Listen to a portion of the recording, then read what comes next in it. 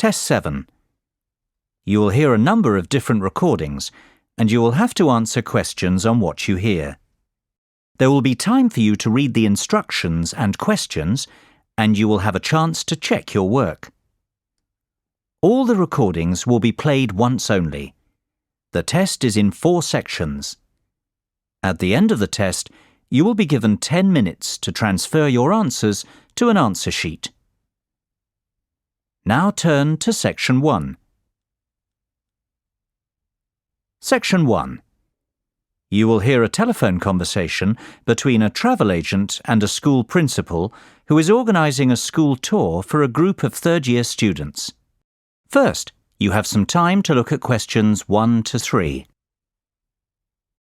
Pause the recording for 30 seconds. You will see that there is an example that has been done for you. On this occasion only, the conversation relating to this will be played first. Hello, McFadden's Travel. James speaking. How may I help you? Hi there. My name's Jonathan Presley, Principal of Sainsbury Secondary School. I am calling to ask about your early bird tour offer. I saw it advertised in the Evening Herald yesterday. Certainly, Mr. Presley. What would you like to know? Oh, please. Jonathan will be fine. Of course, Jonathan. How can I help you? Well, the first thing I'd like to know is, how long is your offer valid for? My third-year students are planning a holiday in early April. Will they qualify for the discount? The good news is, our special offer runs until the end of May. Oh dear, March. That's terrible. We've just missed out. On the contrary, Jonathan, it's May, not March. You will qualify for the discount. Oh, fantastic. The offer finishes at the end of May, so the answer is C.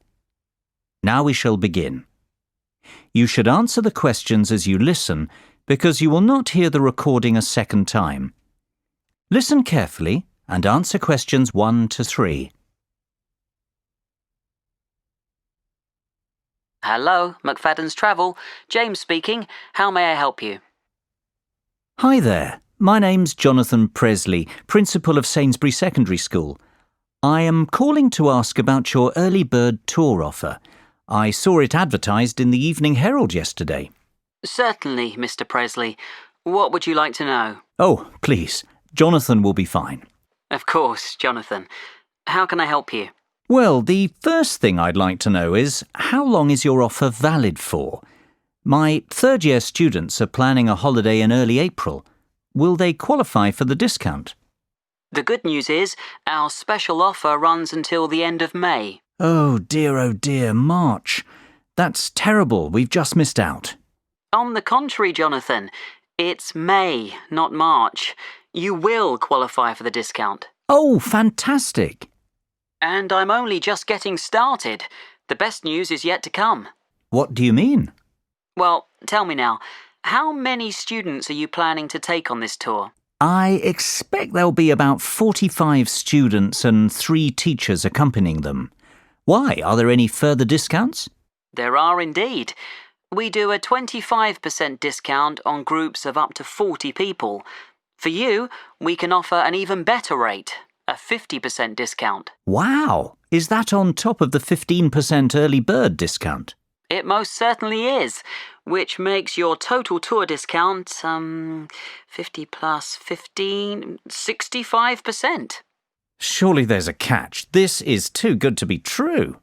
Well, there is a condition that you must choose your destination from a list we have selected. You can't book a tour to just anywhere in the world with this discount rate. I see. And would Madrid be on that list by any chance? I'm sorry to disappoint you, but we do not offer this rate on tours to Madrid. However, we have an excellent all-inclusive 7-day Barcelona tour which is available. How does that sound? Sounds interesting. What is the total cost per student? Let's see. It works out at £679 per person with the discount. The normal price is £1,940, so you are saving £1,261 per person. Hold on a moment. Let me get a pen to write some of this down. It's getting complicated. OK, how much will it cost per student? £679. And how much of a saving is that? £1,261. Barcelona sounds very good indeed. Tell me, what do you mean by all-inclusive? What does £679 get us? Before you hear the rest of the conversation, you have some time to look at questions 4 to 10. Pause the recording for 30 seconds. Now listen and answer questions 4 to 10. Well, that price covers flights, 3-star hotel accommodation and extras. James, I must say I'm very glad I called you this morning. This is a fantastic deal. It covers flights, accommodation and what else? Plus airport taxis, breakfast every morning, a city tour and theatre tickets. Great. And what about the teachers? The teachers can travel free of charge with the students. Well, I might just go on this tour myself. I've always fancied a trip to Barcelona. But for the children's sake, of course. Of course. Now, let's get to work on the booking. Exactly when were you planning to leave? The 7th of April, if possible. Yes, that's available. And can you confirm the exact number of students, please? It's either 44 or 45. Let me see. Yes, 45. Exactly 45 students. No, sorry. In fact, that's 46. I forgot about Jenny McCarthy. She sent her application in late, so it's not in the same pile as the rest. So that's the 7th of April and 46 students, correct? Yes, perfect. And 3 teachers. Is there a morning flight? Yes, your flight is at 7 a.m. on Monday the 7th of April. Arrive at the airport 2 hours before departure. The flight will take about 2.5 hours and you'll land at 10:30 a.m. local time. How does that sound? Sounds great. Can I give you my email address to confirm the rest of the details? Of course. It's jonathan.presley@sainsbury.com. That's JONATHAN.PRESLEY@SAINSBURY.com. And we'll pay by credit card if possible. That'll be perfect. What's your card number? It's 6676 6654 9743 1251. Expiry date 01 Jan 2015. And the name on the credit card? That's my own, Jonathan Presley. So £679 times 46 students. I'm going to charge £31,234 to your credit card. That's the total cost. Sounds fine. Great. Well, I think that's all we need for now, Jonathan. It's been a pleasure doing business with you. If you have any questions, please don't hesitate to give me a call. We'll be in touch next week to confirm the booking details. OK, and thank you very much for your help, James. Bye for now. Bye-bye, Jonathan. Speak soon. That is the end of section 1. You now have half a minute to check your answers. Pause the recording for 30 seconds. Now turn to section 2.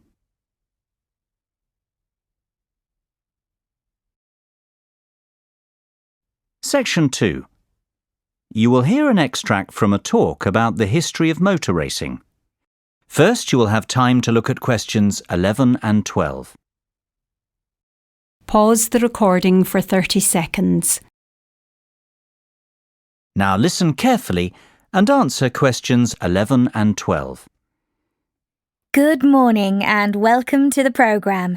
This week we're continuing our series of features on motor racing, and I am delighted to welcome to the show David McWilliams, widely recognised as the most knowledgeable motor racing historian in England. we've invited David in to talk to us about what is probably the most famous and prestigious motor racing championship in existence today. That is, of course, Formula One. David, Formula One is now a massive racing franchise, but how did it all begin? Well, Formula One has its roots in the European Grand Prix Motor Racing Championship, which began in the 1920s. After World War II, the Grand Prix was transformed into a new championship format, the one we are familiar with today, Formula One. The formula stands for the rules which all the drivers and manufacturers must respect. The one signifies that this racing championship is regarded as the best in the world. The first World Championship race was held in 1950 at Silverstone in England. It was won by Italian Giuseppe Farina in his Alfa Romeo. Farina narrowly beat his teammate Juan Manuel Fangio of Argentina to the title, yet it was Fangio who would go on to dominate the sport for the rest of the decade, winning 5 world championships. As the years went by, the sport became a global phenomenon and grew from strength to strength, becoming the biggest commercial sport on the planet. Before you hear the rest of the conversation, you have some time to look at questions 13 to 20. Pause the recording for 30 seconds. Now listen and answer questions 13 to 20. There's no doubt that Formula One is big business today, David, but what about the real heroes, the great drivers of Formula One, past and present? Who stands out as the best, in your opinion? That's an almost impossible question to answer, but I could narrow it down to 3 or 4 amazing drivers. Take your pick from any one of them. I'll start with the Grand Master of Formula One, the great Fangio, who I've already mentioned. He dominated the sport throughout the 1950s, winning 5 titles in all, his first in 1951, his last in 57, a record that stood for 46 years. Indeed, he was the first multiple championship winner. Fangio was a fiery and spirited Argentinian who never gave up. His greatest moment came in winning the 1957 championship, when he came back from a disastrous pit stop to recover a 30-second deficit and take the championship on the last lap of the last race of the season. That was, of course, to be the last time he'd win the title. Another undoubted great is Brazilian Ayrton Senna. Senna won the world title 3 times, the first being in 1988, the last in 1991. Tragically, he died in a race crash the year after, to the dismay of millions of fans watching the race unfold live on TV. Senna was best known for his skills driving in the wet, and he won the Monaco Grand Prix, on what is regarded as the most difficult racecourse in Formula One, more times than any other driver. Perhaps because of this, he is regarded as the most naturally gifted driver to have ever sat behind the wheel. Another very talented driver was Frenchman Alain Prost. Prost won the driver's title 4 times during his career.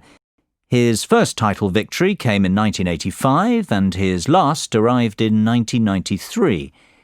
Of course, Prost will always be remembered as the driver with the 3rd highest number of championship victories, and perhaps even more for the fact that he was a great rival of Ayrton Senna. Those two had many great battles. Last, but not by any means least, Michael Schumacher is the most recent of these driving greats who deserves a mention. His first title was won in 1994, and he continued to dominate Formula One until he won his last title in 2004. Schumacher holds many driving records, including most drivers' championships, race victories, fastest laps, pole positions, points scored, and most races won in a single season. He is also regarded as the greatest driver on paper, having won 7 world titles. It sounds like Schumacher is in a league of his own. Is he not clearly the best then, David, based on his record? It's not that simple, unfortunately. These drivers all raced in different eras with different cars and under different circumstances. I don't believe we can say one was the out-and-out best, but rather that each was the best of his time. That's praise enough. That is the end of section 2. You now have half a minute to check your answers. Pause the recording for 30 seconds. Now turn to section 3.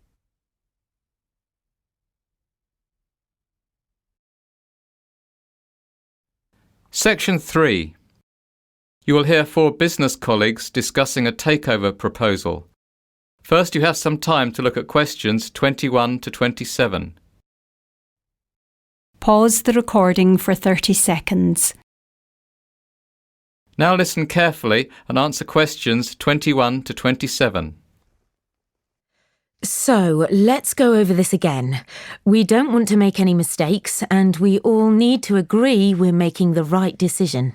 Absolutely. We'd have to spend a lot of money to buy Biz Educators Inc., almost £10 million. So let's get this right, otherwise it'll be our necks on the line. Well, I for one think this is an excellent opportunity for our company to expand and break into a new market. I say we should go ahead with the takeover. At £10 million, Biz Educators is good value for money. OK, Dave, I know you're very much in favour of the acquisition. How about you summarise the plus points of this venture for us? Mark, you're less certain and you've highlighted some issues already. Will you summarise the downsides? I'd be only too happy to. Right then, Dave. Let's start with you. Why is this proposal so attractive? What are the upsides? It's simple economics. Biz Educators has a proven track record and is an industry leader. It is a well-respected company with a great name, has generated excellent goodwill, and has consistently made a gross profit of more than £500,000 per annum with a great shareholder return. Yeah, but what about the net profit? That's not nearly as high. In fact, last year it made a net loss of £100,000. Mark, that's only because it invested in a new manufacturing plant. That's a long-term investment to secure the company's future. In fact, it's a good thing, not a bad thing. It shows that the company has a clear and ambitious strategy going forward. Besides, a £100,000 loss is very small in real terms. It's hardly worth being concerned about. That loss will be clawed back within 2 years if the projected profits for 2012 and 2013 materialise. The forecast is for a net profit of £500,000 in 2012 and £1 million in 2013. The figures speak for themselves. This is a sound investment. I have to agree with Dave. Why are you so sceptical, Mark? I see where Dave is coming from, but we're overlooking some vital facts. First of all, this company wants to remain an independent entity. Hostile takeover bids are fraught with danger. We know from experience. Remember Davidsville Inc.? We spent a fortune researching that company and creating a workable business plan, only for the merger to fall through. Mark's right. It is always difficult to buy a company that doesn't want to be sold. Davidsville was a disaster. Continue, Mark. That's not my only concern. I'm also worried that Biz Educators is a production-based company. We have no experience running companies like that. Our market is investment banking and trading. We would have to hire outside managers to run Biz Educators for us. That's going to cost more money. Look, I'm not saying it can't be done. I'm just saying this is a high-risk venture. Plus, there's no synergy. Our business is totally different, so we can't save costs by combining departments. Well, we can certainly see that this decision is not straightforward by any means. Maybe, but we have to come to a conclusion soon. It's almost 5 o'clock. What's the hurry? Can't we postpone our decision and discuss the takeover proposal again tomorrow? Mark, have you forgotten that we have to have our conclusions ready for tomorrow's board meeting? That's when the official decision will be made. Before you hear the rest of the conversation, you have some time to look at questions 28 to 30. Pause the recording for 30 seconds. Now listen and answer questions 28 to 30. Goodness, it almost slipped my mind. Well, we'd best move on. Mary, John, you were uncertain before. Now that you listened to the pros and cons of the proposal, what do you think? I think it's a great opportunity for our business. Biz Educators is definitely profitable, and it is a business on the up. It's growing and is a very attractive takeover proposition for that reason. No one doubts that it's a very successful business, but the question is, should we invest? I say we should, provided we can guarantee the following. First of all, I would like assurances that the management of Biz Educators won't oppose us outright. That would make the bid too difficult. Secondly, I think we need to ask an independent mediator to broker the deal on our behalf. Last time we tried to negotiate our own takeover, it was a disaster, as Mark said. I agree, Mary. I'd also like us to carry out another audit of the company's books. In fairness, John, I don't think that's necessary. We've done a thorough audit already. It'll just cost more money. We must keep the deal secret until it goes through, though. If this gets leaked to the press, Biz Educators won't be happy. That will make the management even more hostile towards us. Good point, agreed.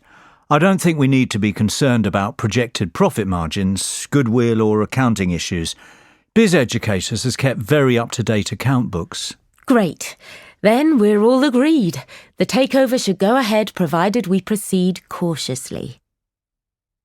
That is the end of section 3. You now have half a minute to check your answers.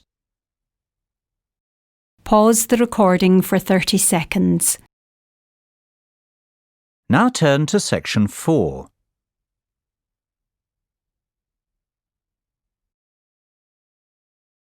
Section 4. You will hear part of a lecture about conserving energy. First, you have some time to look at questions 31 to 40. Pause the recording for 1 minute. Now listen carefully and answer questions 31 to 40. I'd like you to give a warm welcome to our guest speaker today, Dr. Sophia Martin from the Faculty of Science. Dr. Martin is an expert in energy conservation, and she's going to talk to us about ways we can conserve energy in the home. This is a very important subject, as the world we live in is facing dramatic and potentially destructive climate change as a result of our excessive wastefulness and aggressive exploitation of natural resources. Thank you for the kind words, Alice. You are quite right. We face an unprecedented climate crisis, and it is up to each and every one of us to do our bit to help stop global warming. Believe it or not, if we all took some simple steps, we could dramatically reduce our carbon footprint and help protect the environment. It is not a cliché. It is not silly nonsense talk. One person really can make a difference, and I hope that after my speech today, you will understand how. But first, what exactly is your carbon footprint? Basically, it's how much you pollute the environment as an individual, or rather what volume of greenhouse gas is emitted into the atmosphere because of your day-to-day activities. The key to stopping global warming is for each of us to reduce our carbon footprint. And if we conserve energy in the home, we can achieve some truly dramatic results. Our homes are actually very inefficient from an energy conservation perspective. Indeed, more than 65% of all homes aren't insulated enough. This means that they lose heat and that homeowners waste a lot of energy, not to mention money, on heating during winter. So, the first step is to fit adequate insulation in the attic and outer walls of your home. This can reduce your heating bills by as much as 25%. What's more, the government offers grants to people who want to have their homes re-insulated, so it isn't a very expensive process, and you will probably recoup your investment within a couple of years. I would encourage everyone to consider this course of action. Both your wallet and the environment will thank you. Believe it or not, there are even simpler things we can do. For a start, never paint your interior walls in dark colours. Dark colours absorb heat. Therefore, you will waste more energy trying to keep your home warm. Always use light colours on interior walls. Did you know a dishwasher that is 50% full uses almost the same energy as one that is 90% full? The moral of the story is to wait until your dishwasher is packed before switching it on. It'll save you and the environment. The same is true of most household appliances, so try to use them only when necessary. Another startling fact is that replacing just one normal light bulb with an energy-efficient light bulb will save you £25 over the lifetime of the bulb. Now, just imagine the savings if you replaced all the bulbs in your house. Having large windows seems to be in fashion right now, yet it makes no sense whatsoever from an energy-saving perspective. Windows are one of the biggest causes of heat loss. If you have large windows at home, my advice would be to close the curtains and blinds as often as possible. This will help your rooms retain heat. Another simple way to retain heat is to close all inside doors, especially ones which lead into cooler parts of the house. Carpets and rugs are great floor insulators. It's a good idea to have these fitted in rooms where heat retention is an issue. I would strongly advise people to consider erecting solar panels on their roofs. You don't need to live in a constantly sunny place to reap the benefits of these. Even our English weather will suffice. Solar panels can generate enough energy to heat your entire hot water supply, which is fantastic when you think how much you pay for this service at the moment. And of course, I would encourage people to continue recycling and composting waste. The next generation will thank us if we act now, and rightfully condemn us for failing to. Well, I can only hope you have found this speech informative and that I have highlighted the importance of the individual to the cause of environmental protection. Thank you for your attention. I'll hand you back to Alice now. That is the end of section 4. You now have half a minute to check your answers. Pause the recording for 30 seconds. That is the end of the listening test. In the IELTS test, you would now have 10 minutes to transfer your answers to the listening answer sheet.